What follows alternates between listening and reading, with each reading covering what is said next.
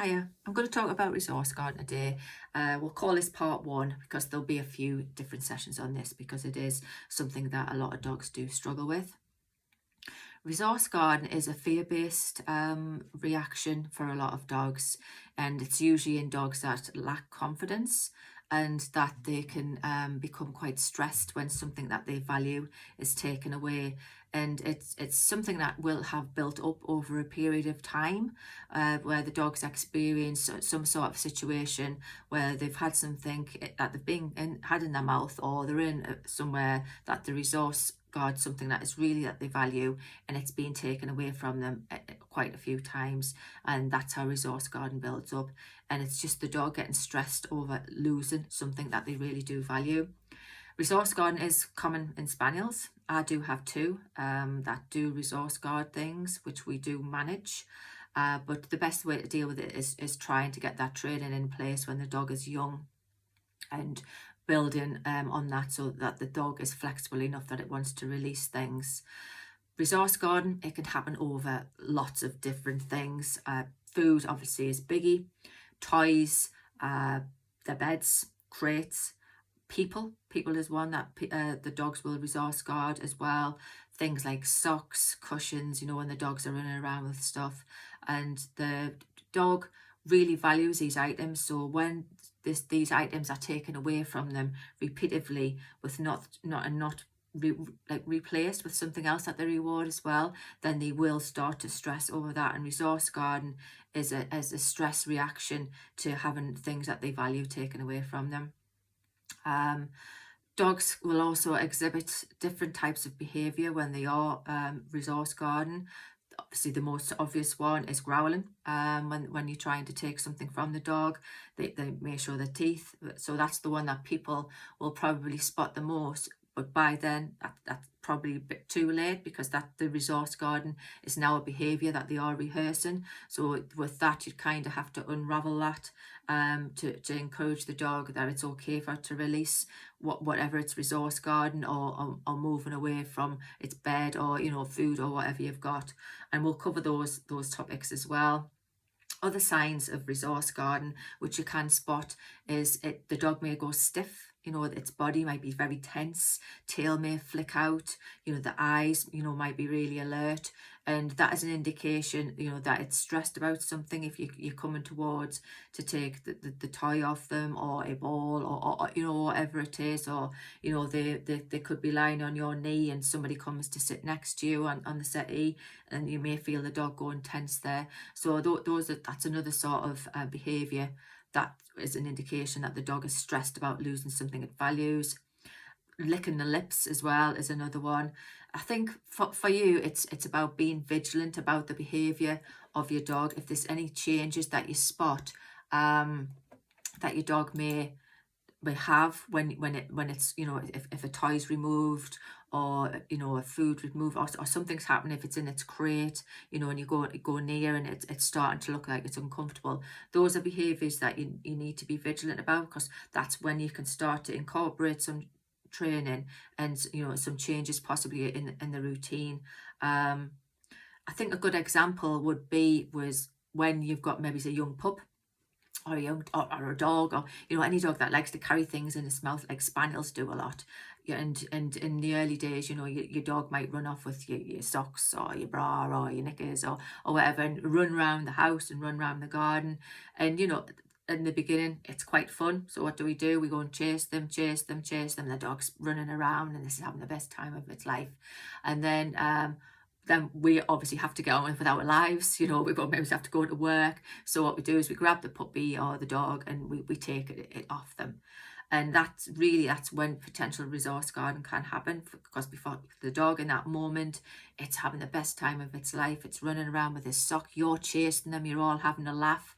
And then you come to take the item out of its mouth, the sock or whatever it is, and the fun is over.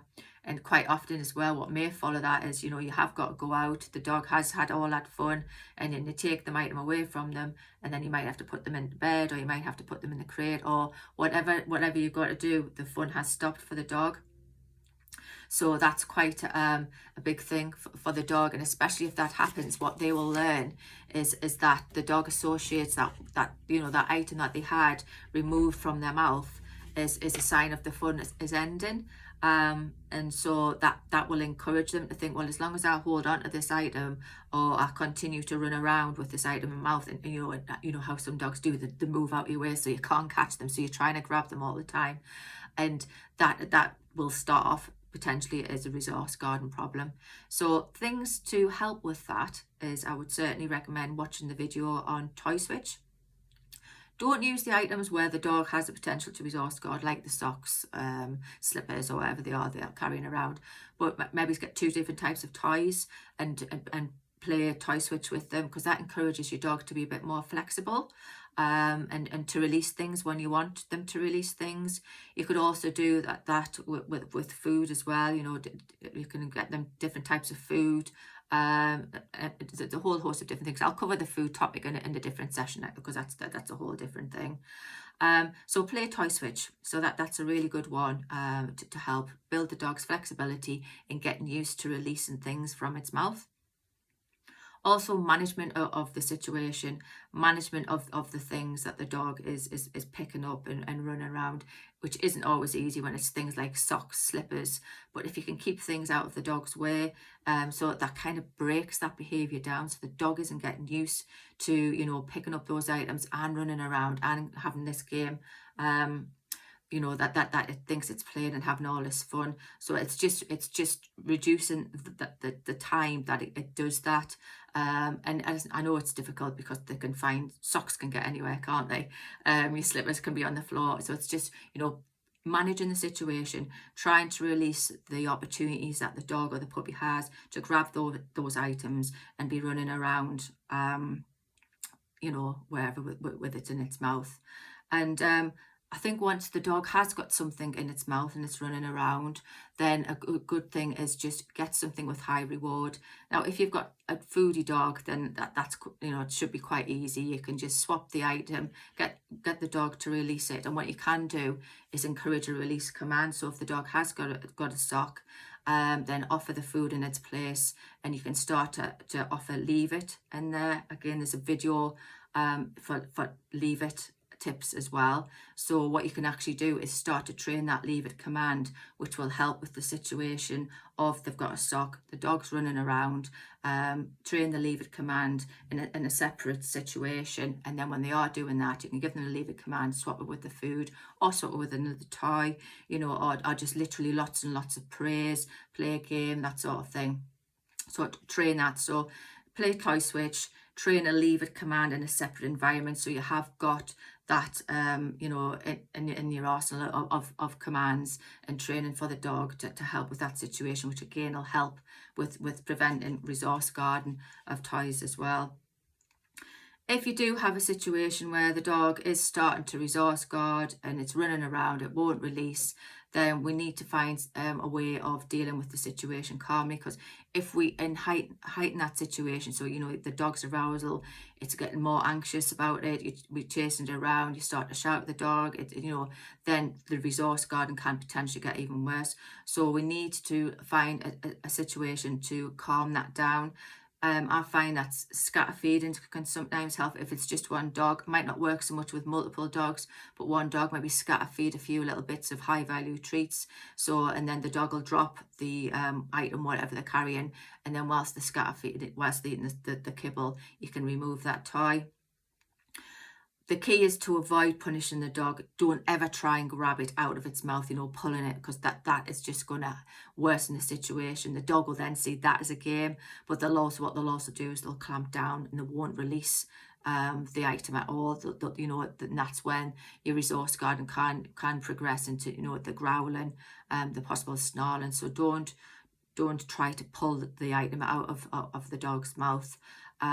I've got a troubleshooting video actually on the website as well, which is Barney, who is one of my main resource guarders, of how just to release that. Another good game to train is hand touch as well. So if the dog's got something in its mouth, if you've already trained a hand touch and you've got the food in there, then obviously to touch the hand, it could release the item as well. So it might not always work, that one, but if you've got a good hand touch and some reward on the other hand, then it'll release the item to get the reward from the other hand. And then I think for me, reward calm behavior. If ever you see your dog being relaxed, lying down, praise the dog, you know, maybe if you've got treats in your pocket, chuck a treat down. But what we want to do is encourage the dog to be calm. We don't want the dog to be fearful. We don't want the dog to be stressed. We just want the dog to be calm. And if a dog's calm, and if it's used to being, having been flexible, it's used to being relaxed, not feeling stressed, not feeling fearful, then it's less likely that it is going to resource something, because it'll feel more trusting. It'll feel that it is supported, that's emotionally safe as well. So this is the first video of quite a few, probably, for resource guarding, because it's quite a big topic. So 3 games I would suggest: play Toy Switch, that encourages flexibility, and hand touch was another one, and also Leave It is a good one as well. I'm just thinking of all the ones that I've got. Retrieve is a good game too, that you could train also, because that's another one that encourages the dog to bring something back and let it go. So any sort of games which encourage your dog to release things are always good ones to do, and that will help with resource guarding. So give those games all a go, and see how we get on with that. But resource guarding, the dogs don't do it on purpose. It is a fear-based reaction. They are stressed about losing something that they value.